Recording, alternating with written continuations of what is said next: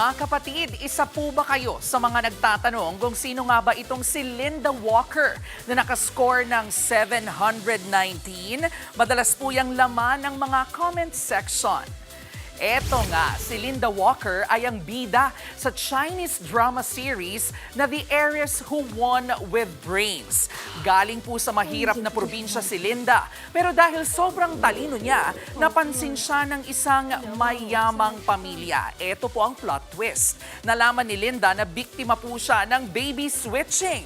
At ang totoo, anak mayaman pala siya. Nakilala niya ang kanyang tunay na pamilya, pero tinik sa lalamunan ni Linda ang babaeng anak-anakan ng pamilya niya. At para patunayan na karapat-dapat siya, ginamitan niya ng talino yan.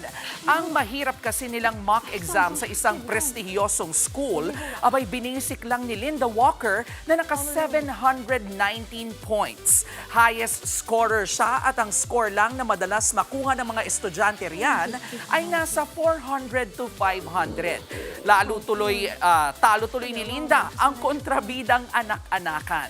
Marami ang nahook sa microdrama na yan, kaya nag-viral itong si Linda Walker. O ngayon, gets nyo na? Yes. Mga kapatid, Jervy Wrightson po. Eto na nga.